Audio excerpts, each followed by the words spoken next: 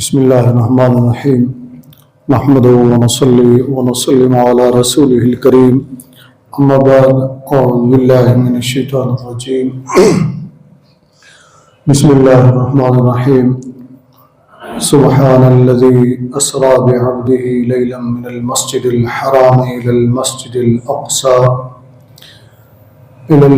الأقصى الذي باركنا حوله لنريه من آياتنا إنه هو السميع البصير صدق الله العظيم وصدق رسوله النبي الكريم الأمين قال الله تبارك وتعالى في شأن حبيبه إن الله وملائكته يصلون على النبي يا أيها الذين آمنوا صلوا عليه وسلموا تسليما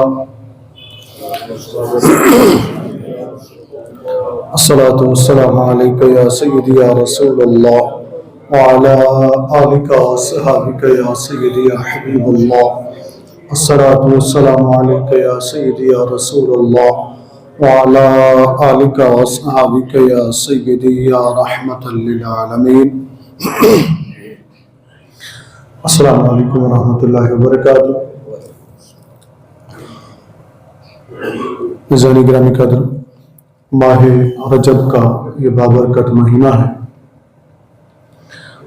اور اس میں جہاں بہت سے بزرگوں کے آراس ہیں، ایام ہیں، وہاں ایک عظیم الشان واقعہ جو ہمارے نبی صلی اللہ علیہ وآلہ وسلم کا بے مثال معجزہ ہے، جسے معراج النبی صلی اللہ علیہ وسلم کہا جاتا ہے، اسی مہینے میں وقوع پذیر ہوا۔ زیادہ تر اقوال اسی مہینے کی 27ویں شب کے، یعنی 27 شب کی تھی رجب المرجب کی، اللہ رب العزت نے اپنے محبوب صلی اللہ علیہ وسلم کو معراج کروایا۔ آج سے ہم معراج النبی صلی اللہ علیہ وسلم کے سلسلے میں گفتگو کا آغاز کر رہے ہیں، اس دعا کے ساتھ کہ اللہ تعالی ہمیں کما حق بیان کرنے کی توفیق عطا فرمائے، حق اور سچ کہنے کی توفیق عطا فرمائے، حق اور سچ کو سن کر اسے قبول کرنے اور اس پر ہمیں عمل کرنے کی توفیق عطا فرمائے۔ حسین قدر، اللہ رب العزت نے اپنے جملہ نبیوں رسولوں علیہ السلام کو مختلف معجزات عطا فرمائے، جنہیں قرآن میں آیت کہا گیا، نشانی کہا گیا، اور ہمارے نبی صلی اللہ علیہ وسلم کو یعنی اپنے محبوب کو اللہ رب العزت نے سراپا معجزہ بنا کر بھیجا۔ گزشتہ جتنے بھی انبیاء کرام و رسل عظام علیہ السلام ہیں، چونکہ اہل ایمان ان سب پر ایمان رکھتے ہیں، ہم سب ان پر ایمان رکھتے ہیں اور انہیں مانتے ہیں، ان کی تمام شانوں کو بھی مانتے ہیں۔ کسی ایک بھی نبی کا انکار کفر ہے، جو نبی برحق ہے۔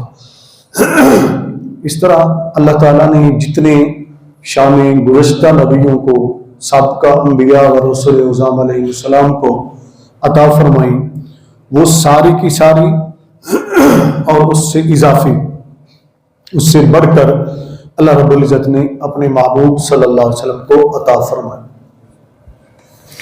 اسی طرح مختلف انبیاء کرام رسول اعظام علیہ السلام کے معجزات کا اور ان کی معراجوں کا ذکر ہمیں قرآن کریم میں بھی ملتا ہے،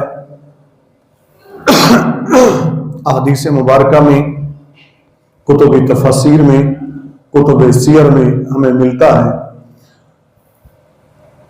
کسی کی معراج کو اللہ تعالیٰ نے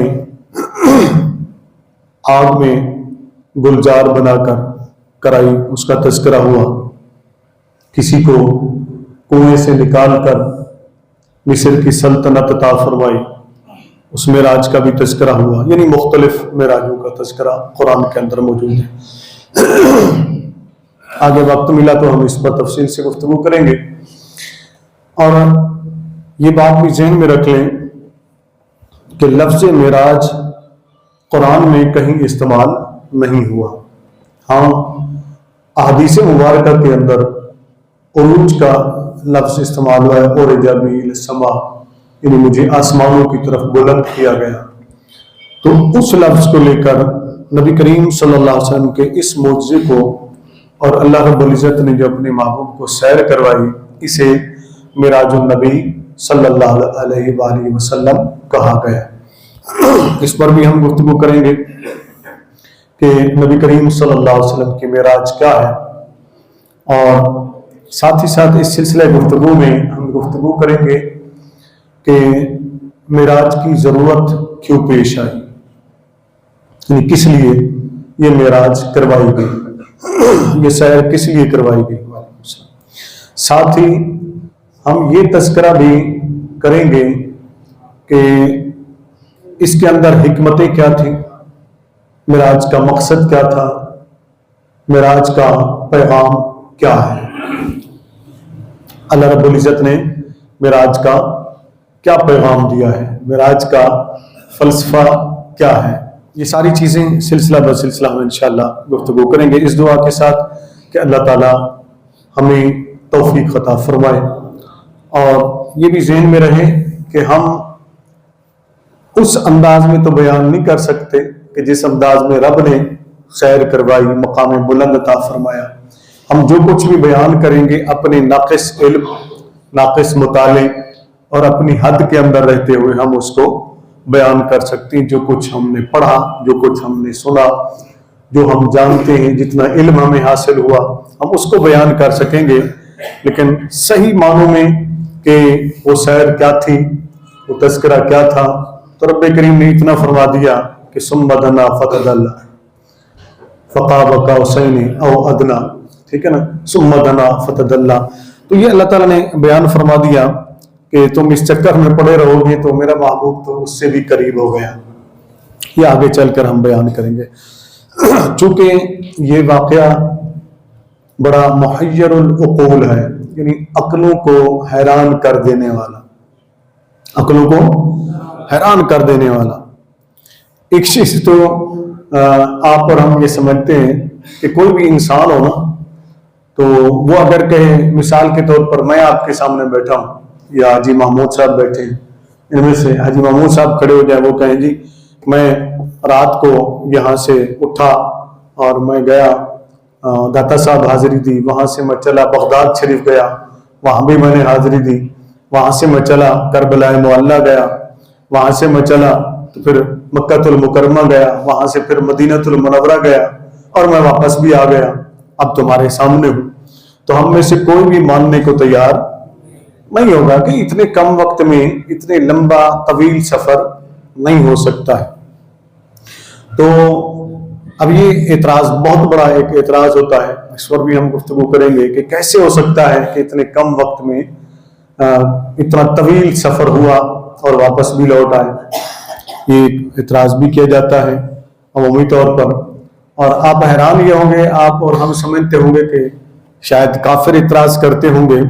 کافروں نے تو اعتراض کیا تھا، وہ بھی میں عرض کروں گا، لیکن کلمہ پڑھنے والے، اپنے آپ کو مسلمان کہنے والے بھی اس کے اوپر اعتراض کرتے ہیں۔ مثلا ان میں سے ان کے سرخیل ہیں برے صغیر میں سر سید احمد خان، جن کو پاکستانی قوم کا ہیرو بنا کر پیش کیا جا رہے ہیں، تو اس کو ہیرو بنا کر پیش کیا جاتا ہے۔ جو نیا نوٹ چھپا تھا، آپ کو یاد ہے نا، 72 پاکستان کی سالگرہ پر، تو اس کے اوپر سر سید جیسے غدار کی تصویر لگا دی گئی، جو اسلام کا بھی غدار ہے، مسلمانوں کا بھی غدار ہے، اور میں یہ دعوے سے کہہ رہا ہوں اور ثابت کر سکتا ہوں اس کو، اور اسی کی کتابوں سے ثابت کریں گے۔ وہ معجزہ معراج النبی صلی اللہ علیہ وسلم کا سب سے بڑا منکر ہے، وہ انکار کرتا ہے اس کا، کہتا ہے جی یہ کیسے ہو سکتا ہے۔ پھر اس کے اوپر اس نے دلیلیں دی، اس پر بھی ہم ساتھ ساتھ گفتگو کریں گے، اور پھر اس کے کچھ پیروکار اور بھی بنے جنہوں نے اس کا انکار کیا، لیکن ان ساری باتوں کا جواب اللہ رب العزت نے قرآن کریم میں عطا فرما دیا، اور پھر جدید سائنس نے بھی اس کا جواب دے دیا، احادیث مبارکہ میں بھی اس کا جواب موجود ہے۔ اب اس کا آغاز اللہ رب العزت نے فرمایا۔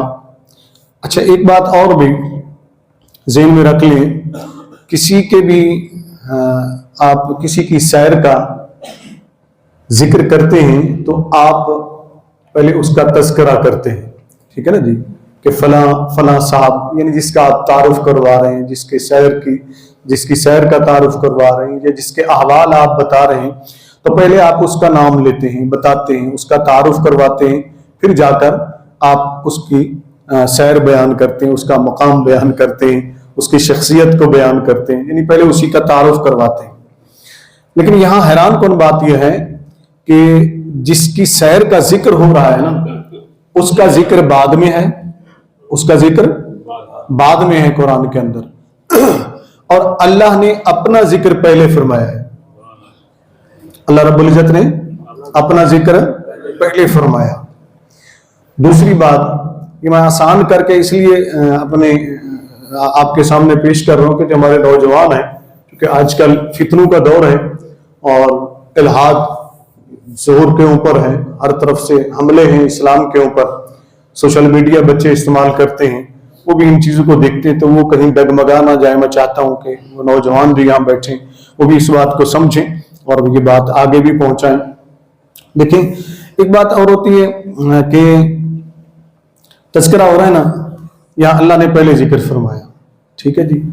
شخصیات، کوئی بھی شخصیت اگر ہے، جب آپ، یہ میں بتا چکا ہوں، اس کا جب ذکر کرتے ہیں تو پہلے اس کا نام لیتے ہیں، بتاتے ہیں، تعارف کرواتے ہیں، لیکن یہاں اللہ رب العزت نے پہلے اپنا نام لیا ہے، پہلے اپنا نام لیا ہے۔ پھر جو سیر کر رہے ہوتے ہیں، اگر کوئی یہ کہے کہ میں خود گیا ہوں سیر کرنے، میں خود گیا ہوں سیر کرنے، تو پھر اس پر سوال بنتا ہے، پھر اس پر سوال بنتا ہے۔ یہ بڑی مشکل بات بھی ہے، لیکن آسان کر کے میں اس لیے سمجھا رہا ہوں، آپ کو بڑی آسان لگے گی، لیکن اس کو ذرا سمجھ لیں کہ جو بہت بڑا اعتراض کیا جاتا ہے اس کا جواب بھی آ جائے گا۔ کہ اگر کوئی خود گیا ہے نا سیر کرنے، اس سے سوال بنتا ہے، سوال یہ بنتا ہے کہ بھائی آپ کیسے گئے، کس طرح پہنچے ہیں وہاں تو جانے کے لیے تو یہ مشکلات ہوتی ہیں، یہ مسائل ہوتے ہیں، کیسے۔ اب اگر جس جگہ وہ سیر کرنے گیا، جس جگہ وہ بندہ سیر کرنے گیا، وہ خود نہیں بیان کر رہا، بلکہ اس جگہ کا مالک کہہ رہا ہے، اس جگہ کا مالک کہہ رہا ہے کہ میں آیا ہوں، میں نے اس کو گھر سے لیا ہے، سواری کا انتظام بھی میں نے کیا ہے، زاد راضہ کا انتظام بھی میں نے کیا ہے، جانے کا انتظام بھی میں نے کیا ہے، ہر چیز دکھانے کا انتظام بھی میں نے کیا ہے، لے بھی میں گیا ہوں، واپس بھی میں لے آیا ہوں۔ تو اب بتائیے جو سیر کر رہا ہے اس پر اعتراض بنتا ہے؟ نہیں بنتا نا۔ سوال تو اگر کرنا بھی پڑے گا تو پھر اس سے کرنا پڑے گا نا جو لے کے گیا ہے، جو لے کے گیا ہے۔ یہ بیچارے پھنس ایسے گئے ہیں کہ اللہ رب العزت نے انہیں ایسا جواب دیا، اور پھر اللہ تعالیٰ نے ارشاد بھی فرمایا نا کہ یہ معراج جو ہے نا، سفر جو ہے محبوب کا، یہ ایک آزمائش ہے، آزمانے کے لیے ہم نے اپنے محبوب کو یہ سیر کروائی۔ یہ آگے قرآن میں ہی بیان ہوا ہے، وہ آگے چل کر ہم بیان کریں گے۔ اب ذرا غور کیجیے گا آغاز کیسے ہو رہا ہے۔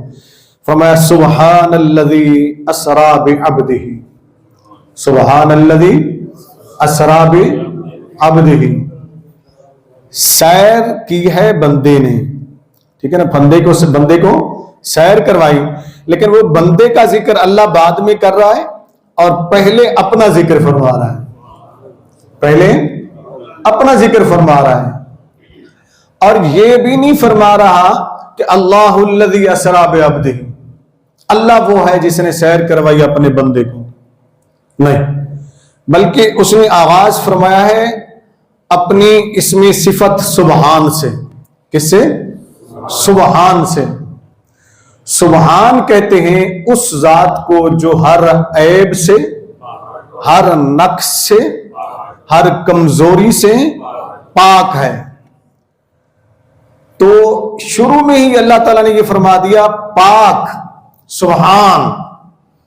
یاد رکھو آگے جو بات ہو رہی ہے نا، فرمایا یہ وہ ذات بات کر رہی ہے جو پاک ہے، ہر عیب سے، ہر نقص سے، ہر الزام سے، ہر اتہام سے، ہر کمزوری سے، ہر عجز سے وہ پاک ہے۔ کون پاک ہے؟ تو فرمایا الذی، وہ کون؟ الذی، وہ۔ اب یہ بڑی دلچسپ باتیں ہیں، آپ اس کو میں چاہوں گا کہ میں آپ کو سمجھاؤں۔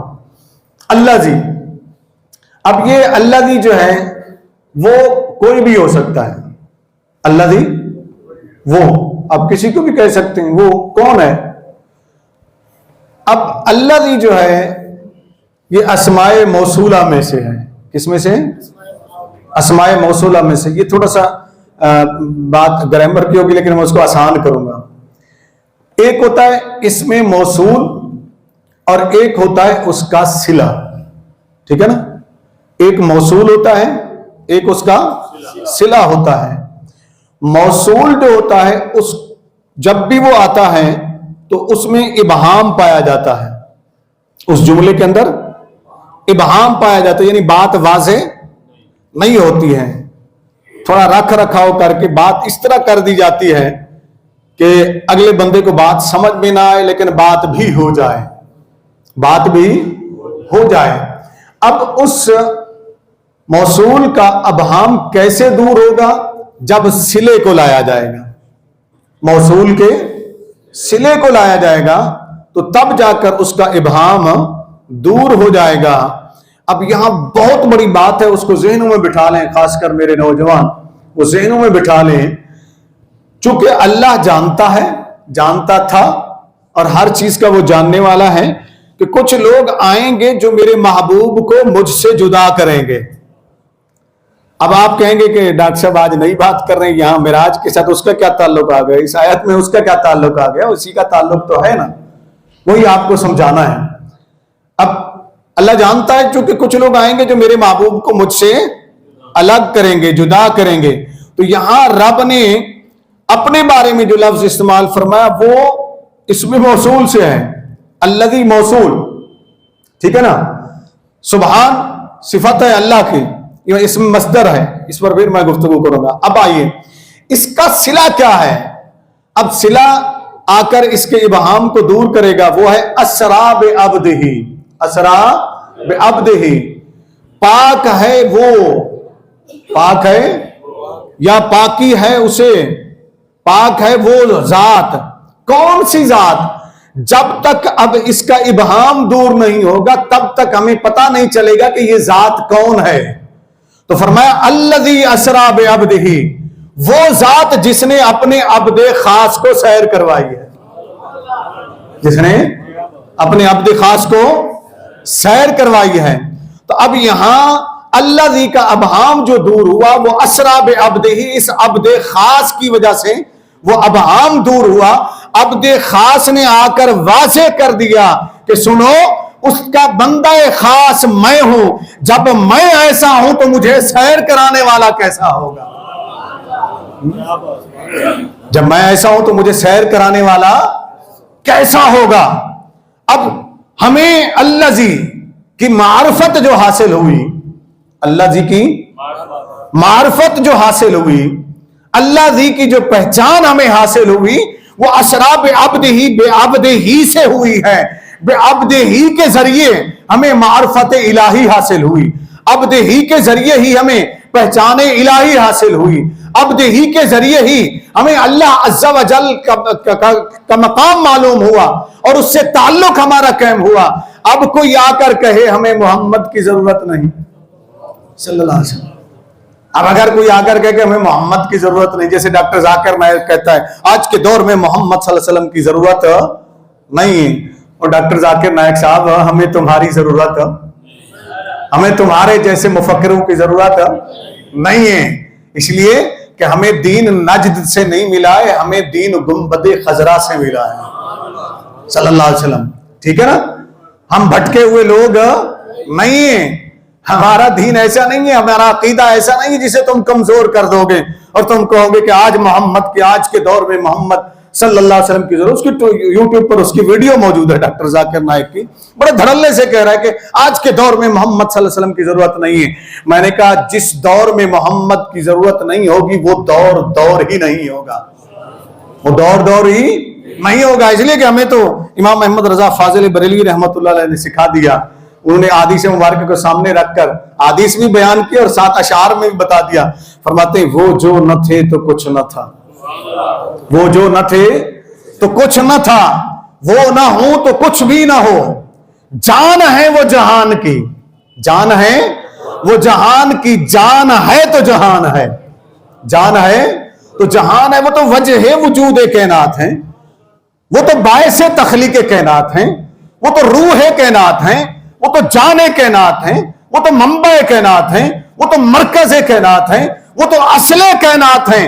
اصل نہ ہو تو فرع کیسے باقی رہتی ہے, جان نہ ہو تو جسم کیسے باقی رہتا ہے, روح نہ ہو تو زندگی کیسے باقی رہتی ہے. یہ کیسی باتیں تم کرنے لگ گئے کہ محمد کی ضرورت نہیں ہے.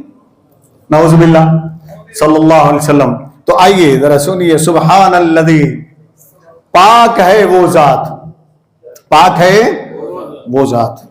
اب آگے اس کا ذکر تو کرنا ہے نا جس کی سیر ہے, لیکن پہلے اللہ نے اپنا ذکر فرما دیا, پہلے اللہ نے اپنا ذکر فرما دیا. اس نقطے کو بیان کرنا ہے, میں نے اس کو غور سے سنیے گا ذرا, لیکن ایک نقطہ اور ذہن میں آ رہا ہے, وہ بھی ذرا میں چاہتا ہوں آپ سن لیں ذرا. حیران کن بات یہ ہے کہ لوگ, کوئی شخصیت آتی ہے نا, کوئی شخصیت آتی ہے, کوئی بڑی شخصیت ہو تو اس کا تعارف کرواتے ہیں, اس کا تعارف کرواتے ہیں, اس کے ساتھ اپنی نسبت جوڑتے ہیں کہ یہ بڑا ہے میں چھوٹا ہوں.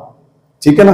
مثلا لالا بشیر نقیبی صاحب بیٹھے ہیں, ان کے پیر و مرشد تشریف لے آئیں تو یہاں مسجد میں یہ دھماڑے ڈال رہے ہوں گے, پوچھ رہے ہوں, لو جی میرا مرشد آ گیا, میرا پہلے مرشد کا نام لیں گے, مرشد کا تعارف کروائیں گے, وہ بڑے ہیں یہ چھوٹے ہیں. پیر بڑا ہوتا ہے, مرید چھوٹا ہوتا ہے, استاد بڑا ہوتا ہے, شاگرد چھوٹا ہوتا ہے. اب یہاں تذکرہ ہے دو ذاتوں کا, غور سے سنیے گا بات کو. ایک ہے اللہ, ایک ہے اللہ, اور دوسرے ہیں رسول اللہ عز و جل صلی اللہ علیہ وسلم. اب اللہ بڑا ہے کہ رسول بڑے؟ اللہ بڑا ہے نا, اللہ بڑا ہے, اللہ سب سے بڑا ہے, اللہ سے بڑا کوئی نہیں ہو سکتا. چاہے نبی رسول فرشتے کتنا بھی بلندیاں طے کر لیں, وہ پھر بھی بندے ہی رہیں گے. کیا رہیں گے؟ بندے ہی رہیں گے, مخلوق ہی رہیں گے, خالق نہیں ہو سکتے. وہ خالق ہے. لیکن یہاں حیران کن بات یہ ہے کہ خالق اپنا تعارف اپنے محبوب کے ذریعے کروا رہا ہے. خالق اپنا تعارف, خالق اپنا تعارف اپنے محبوب کے ذریعے کروا رہا ہے, اپنی محبوب کی نسبت سے کروا رہا ہے. فرمایا پاک ہے وہ ذات, پاک ہے وہ ذات. کہو اس پاک ذات کو پہچاننا ہے تو اس کو دیکھو جس کو میں نے سیر کروائی ہے, جس کو میں نے سیر کروائی ہے, عبد خاص, اس کو میں نے سیر کروائی ہے, اس کو عبد خاص کو, عبد خاص کو میں وہ ہوں. اب پھر بات آپ کو سمجھ آئے گی. تھوڑا ایک اور زاویے نگاہ سے عرض کر دوں. بس اوقات ہم اپنا تعارف کرواتے ہیں نا, یا کوئی شخصیت طرف تعارف کرواتی ہے, کوئی کہتا ہے میں وہ ہوں جس نے تمہیں موٹر وے دیا, میں وہ ہوں میں نے تمہیں صحت کارڈ دیا, میں وہ ہوں جہاں میں نے عدل کا قتل کر دیا. یہ تعارف کوئی نہیں کرواتا پاکستان میں, یہ تعارف کوئی نہیں کرواتا, جبکہ 76 سالوں سے عدل کا, بولے تو صحیح ڈرے نہیں, عدل کا قتل ہو رہا ہے, مگر یہ تعارف کوئی نہیں کرواتا. ہاں اگر ہم آگے چلیں تو کوئی وہ ہے, وہ تعارف کرواتا ہے کہ میں وہ ہوں. جب قاضی کی عدالت میں گیا, قاضی میرے لیے اٹھ کر کھڑا ہو گیا احتراماً, تو میں نے کہا تو کھڑا کیوں ہوا؟ کہا آپ امیر المومنین نے فرمایا تو قاضی کے عہدے سے ہی برخاست ہیں, تو انصاف کرنے کے لائق ہی نہیں ہے جو عہدے دار کی عہدے کو دیکھ کر انصاف کرے, عہدے کو دیکھ کر انصاف کریے. یعنی کہ تعارف کرواتے ہیں اپنا دیکھ کر. لیکن یہاں اللہ رب العزت جو تعارف کروا رہا ہے, فرمایا میں وہ ہوں. اب سمجھے, میں وہ ذات ہوں جس نے اپنے بندے کو سیر کروائی, جس نے اپنے بندے کو سیر کری. یعنی محبوب کے ذریعے وہ اپنا بھی تعارف کروا رہا ہے اور ساتھ بتا رہا ہے سیر میں نے کروائی. کس نے کروائی سیر؟ ابھی تھوڑی دیر پہلے میں نے آپ کو کیا سمجھایا تھا کہ اگر کوئی خود سیر کرے, کہیں جا رہا ہو, پھر اس سے پوچھا جا سکتا. ٹھیک ہے نا, یہ میں نے ابھی تھوڑی دیر پہلے سمجھایا. مثلا شیخ مجید ہیں, حافظ عمران ہیں, سب شریف بھائی بیٹھے, دیگر دوست بیٹھے ہوئے, کوئی بھی یہاں سے اٹھ کر کوئی دعویٰ کرتا ہے تو ہم, وہ کہتا ہے کہ میں گیا تھا, تو ہم اس سے پوچھیں گے بتا تو کیسے گیا تھا, تو کیسے گیا تھا, تو اب اس کو جواب دینا پڑے گا, اس کو جواب دینا پڑے گا. حیران کن بات یہ ہے, رب فرما رہا ہے کہ میرے محبوب نے تو کہا ہی نہیں کہ میں گیا ہوں. میرے محبوب نے تو کہا ہی نہیں کہ میں گیا ہوں. اس نے تو دعویٰ کیا ہی نہیں کہ میں نے سیر کی ہے. اس نے تو یہ دعویٰ کیا ہی نہیں کہ میں گھر سے چلا مسجد اقصیٰ گیا, پہلے آسمان پر, دوسرے پر, چھٹے پر, ساتویں پر, سدرہ پر, لامکان کی وسعتوں میں گیا. اس نے تو کہا ہی نہیں ہے. پھر اس سے پوچھتے کیوں ہو؟ پھر اس پر سوال کرتے کیوں ہو؟ پھر اس پر اعتراض کرتے کیوں ہو؟ سنو, وہ خود نہیں گیا ہے, نہ اس نے دعویٰ کیا ہے, بلکہ لے کر جانے والا تو میں ہوں, سیر کرانے والا میں ہوں, نشانیاں دکھانے والا میں ہوں, اور وہ بھی رات کے تھوڑے سے حصے میں, تھوڑے سے حصے میں. انہ هو السمیع البصیر, سننے والا وہ بھی تھا, سننے والا میں بھی تھا, دیکھنے والا وہ بھی تھا, دیکھنے والا میں بھی تھا. سنا میں رہا تھا, سن وہ رہا تھا, سنا وہ رہا تھا, سن میں رہا تھا, نظر میں آ رہا تھا, دیکھ وہ رہا تھا, نظر وہ آ رہا تھا, دیکھ میں رہا تھا. پھر تمہیں مسئلہ کیا ہے؟ لے کر تو میں گیا ہوں نا. رب نے بیان فرمایا ہے نا, رب نے بیان فرمایا کہ میں لے کر گیا ہوں. تمہیں اعتراض کیا ہے؟ تمہیں تکلیف کیا ہے؟ اعتراض کرنا ہے تو آؤ نا, اعتراض کرنا ہے تو کرو میرے اوپر نا. فرمایا کہ سبحان, میں پاک ہوں. کیا؟ میں پاک ہوں. تم کہو گے قرۂ آگ سے کیسے گیا, قرۂ خلا سے کیسے گیا, قرۂ ہوا سے کیسے گیا, وہ گزر کر کیسے گیا, وہ آسمانوں سے گزر کر کیسے گیا. تو یہ کیسے گیا اپنے پاس رکھو, یہ پوچھو کہ رب کیسے لے گیا, رب کیسے لے گیا. اگر اللہ لے جانے پر قادر ہے تو پھر تو تمہارا اعتراض بنتا نہیں, پھر تو تمہارا اعتراض بنتا نہیں. اس لیے کہ ان اللہ علی کل شیء قدیر, بے شک اللہ ہر چیز پر قادر ہے. سنو, اللہ ہر چیز کا پیدا فرمانے والا ہے. اللہ خالق کل ہے, اللہ ہر چیز کا پیدا فرمانے والا, وہ خالق ہے. کل کائنات, کل عالمین اس کی مخلوق ہے. ہوا کو پیدا کیا اس نے, آگ کو پیدا کیا اس نے, قرۂ نار کو پیدا کیا اس نے, برف کو پیدا کیا اس نے, ٹھنڈک کو پیدا کیا اس نے, گرمی کو پیدا کیا اس نے, فضاؤں کو پیدا کیا اس نے, آسمانوں کو پیدا کیا اس نے, خلاؤں کو پیدا کیا اس نے. اگر وہ چاہے تو ابراہیم علیہ السلام اگر آگ میں داخل کیے جائیں تو آگ کو فرما دے قلنا یا نار کونی بردا وسلام علی ابراہیم. جب آگ میرے ابراہیم کے لیے میرے حکم پر ٹھنڈی سلامتی والی ہو سکتی ہے تو جو ابراہیم کا آقا ہے, جو ابراہیم کا امام ہے, جو ابراہیم کا امام ہے, جو میرا محبوب ہے, جب میں اسے لے گیا تو میں قرۂ نار کو کہہ دوں ٹھنڈی ہو جا, قرآن نار کو کہہ دوں ٹھنڈی ہو جا, ٹھنڈا ہو جا, میرے محبوب نے گزرنا ہے. میں کہہ دوں آسمانوں کو راستے چھوڑ دو, تو کیا تمہارے لیے ناممکن ہے؟ لیکن میرے لیے تو ناممکن نہیں ہے. اگر میں کہہ دوں وقت کو کہ وقت کا خالق میں ہوں, وقت کا خالق, وقت کا خالق کون ہے؟ وقت کا خالق کون ہے؟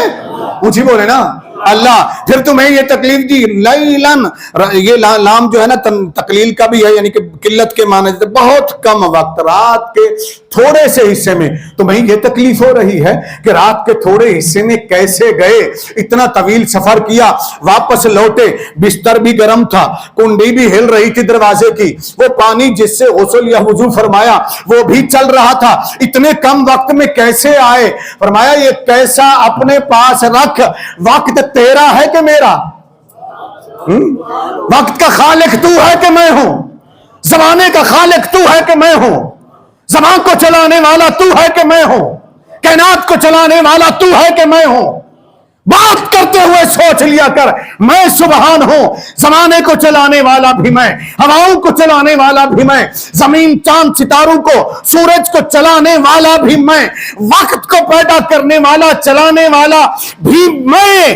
جب محبوب کو میں نے بلایا تو وقت کو میں نے کہا رک جا, وقت کو میں نے کہا رک جا, وقت کو میں نے کہا تھم جا, چاند کو میں نے کہا تھم جا, سورج کو میں نے روک دیا, ہواؤں کو میں نے روک دیا, فضاؤں کو میں نے روک دیا, زندگیوں کو میں نے روک دیا, نظام کائنات کو میں نے روک دیا.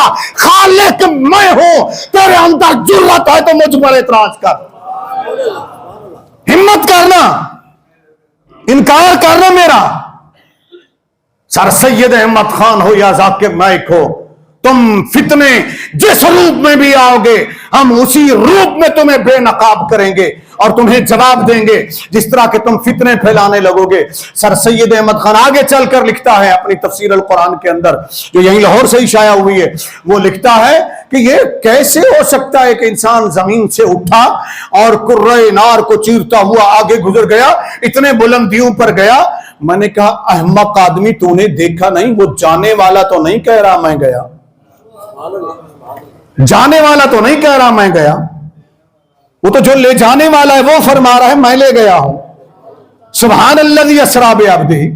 تمہیں بغض نبی سے کیوں ہے صلی اللہ علیہ وسلم؟ یہ اپنے اندر کے بغض کا اظہار کرتے ہیں ایسے مفسرین جو باقاعدہ کہیں سے پڑھے تو نہیں، لیکن کسی نے ان کو مفسر بنا دیا، کسی نے ان کو، سمجھ رہے نا کس نے بنایا؟ جو بناتے ہیں زبردستی کے مفسر بنا دیے، نہ علم تفسیر سے واقف، نہ علم العربی سے واقف، نہ ان اس کے قواعد سے واقف، اٹھ کر تفسیریں لکھنے لگ گئے اور پھر اس طرح کی چیزیں بیان کرنا شروع کر دی۔ رب نے فرمایا سبحان الذی، میں لے کے گیا ہوں۔ کون لے کے گیا ہے؟ میں لے کے گیا۔ آگے اس کو میں بیان کروں گا انشاءاللہ۔ یہ سلسلہ میں نے اس لیے شروع کیا کہ تفصیل سے ہم اس کو بیان کریں گے۔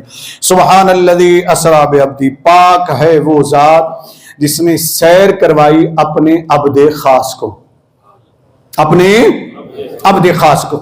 اچھا، سیر کا جو ذکر قرآن میں ایک اور جگہ بھی ذکر ہوا، یہ ذرا قرآن پاک کو کھولتے ہیں ہم آگے، سورۃ دخان ہے، اس کے اندر اللہ رب العزت نے سیر کا مفہوم بیان فرمایا ہے کہ سیر کیا ہوتی ہے، کس طرح ہوتی ہے، کیسے ہوتی ہے۔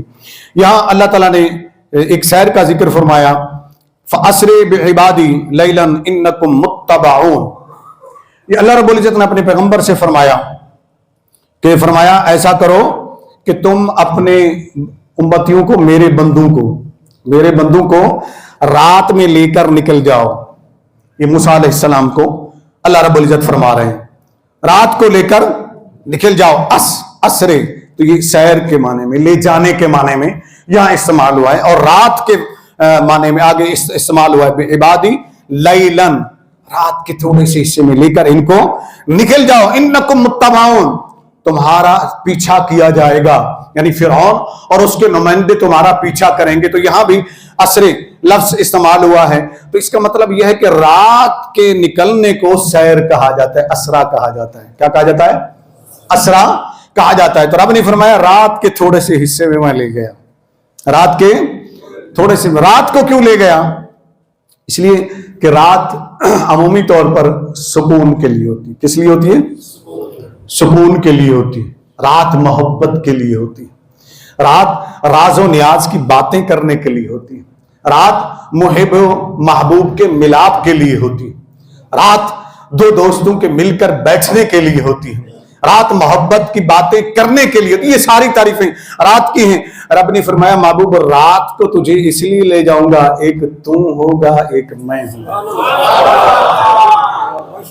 ایک تم ہوگا، ایک میں ہوں گا۔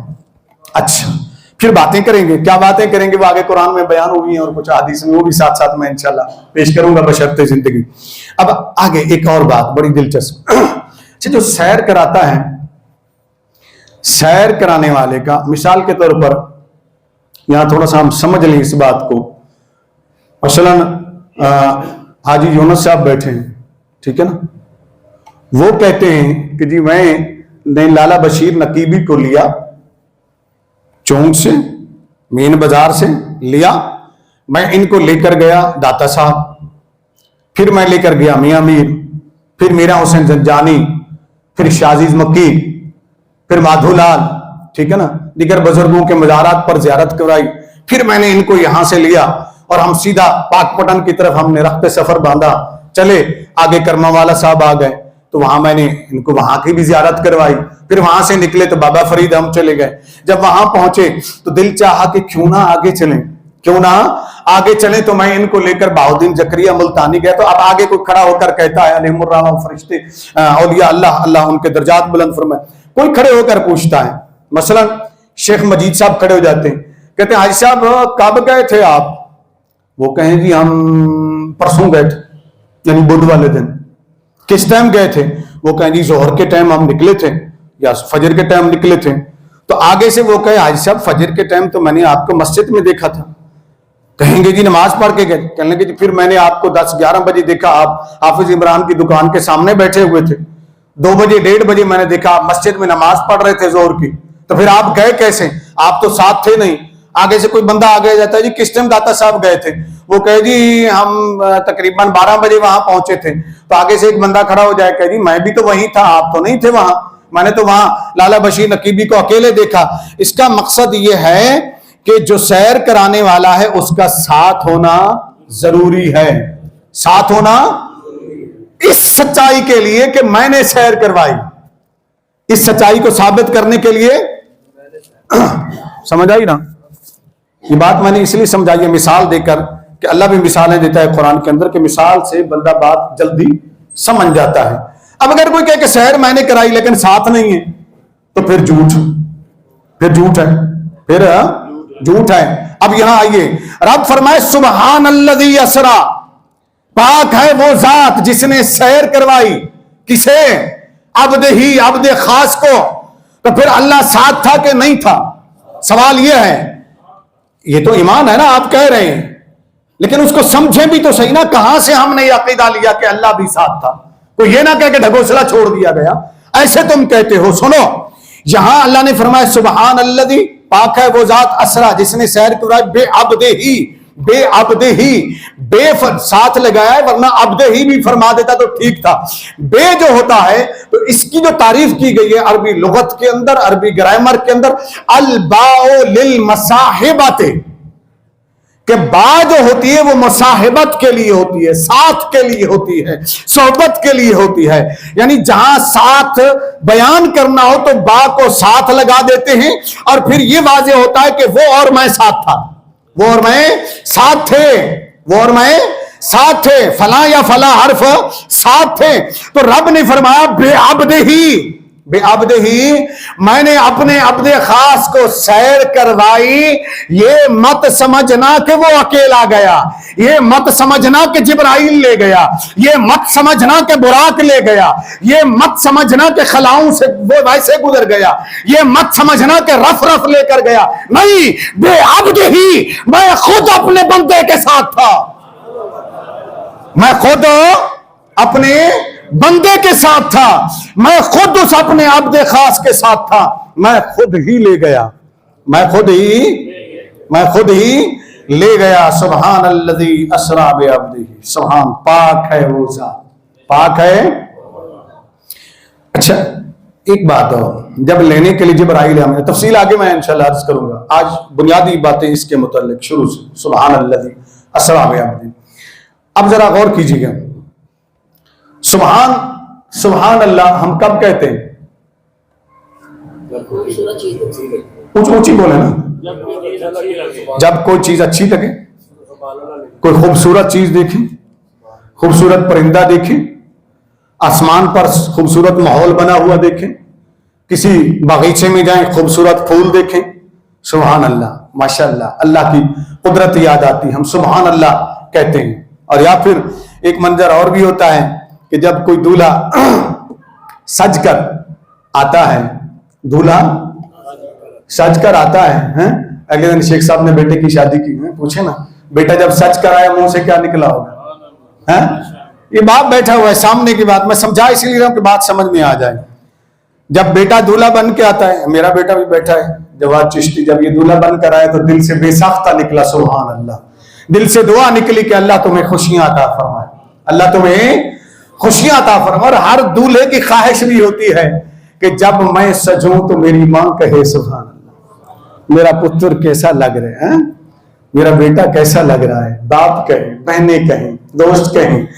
اب یہ تو ہوتا ہے نا زمینی دولہا۔ اب ذرا سنیے گا شب اسرا، سبحان الذی اسرا بعبدہ، اللہ نے جب سیر کرانے کے لیے محبوب کو لے جانا چاہا تو پہلے جبرائیل کو بھیجا، جبرائیل کو بھیجا، میکائیل کو بھیجا، اسرافیل کو بھیجا، اسرائیل کو بھیجا کہ آج موت کا سسٹم بھی بند کر دو اور نظام کائنات باقی چھوڑو۔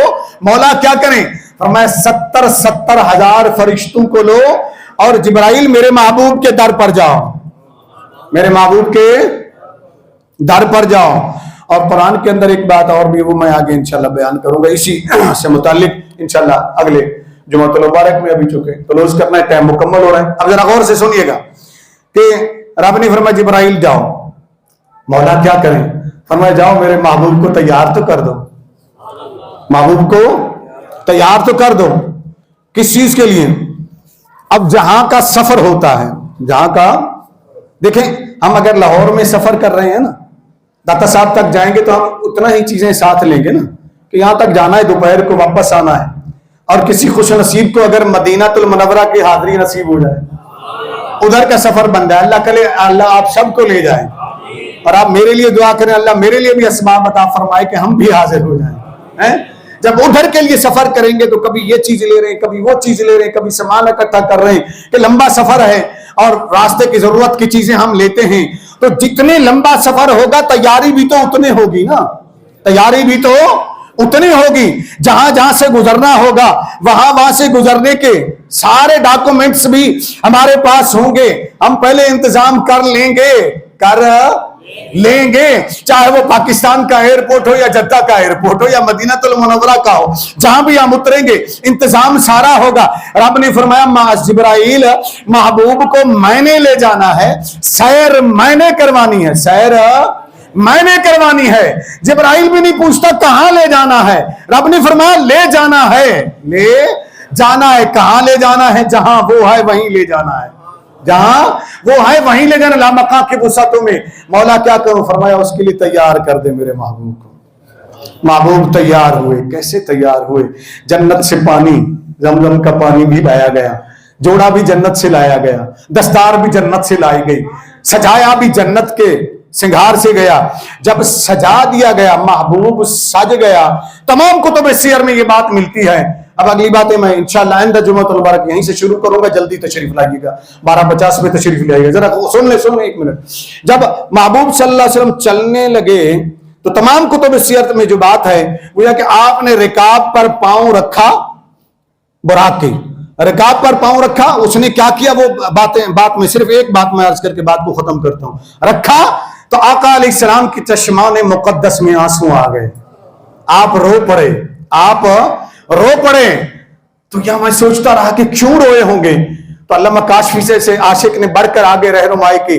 فرمانے لگے سنو، جب اتنے کوئی سج جاتا ہے، دولہا سج جاتا ہے تو اس کی نگاہ اٹھتی ہے. ابا ہو کہے سبحان اللہ میرا بیٹا کیسا لگ رہا ہے، ماں ہو کہے سبحان اللہ میرا بیٹا کیسا لگ رہا ہے، بہنیں ہوں تو کہیں سبحان اللہ ہمارا ویر کیسا لگ رہا ہے، دوست ہوں تو وہ کہیں کہ سبحان اللہ ہمارا دوست کیسا لگ رہا ہے. آج شب اسرا کا دولہا سجا تھا. سجایا کس نے تھا یہ میں عرض کروں گا، لیکن شب اسرا کا دولہا جب سج گیا تو نگاہ اٹھی کہ باپ عبداللہ ہوتا تو آج دیکھتا تو کہتا سبحان اللہ، ماں آمنہ ہوتی تو کہتی سبحان اللہ، بھائی ہوتے تو کہتے سبحان اللہ، بہنیں ہوتی تو کہتی سبحان اللہ. آج کوئی نہ تھا تو مصطفیٰ کی آنکھوں میں آنسو آ گئے. رب کا قرآن بول اٹھا. رب نے فرمایا محبوبہ گھبراتا کیوں ہے، میں کہتا ہوں سبحان اللہ.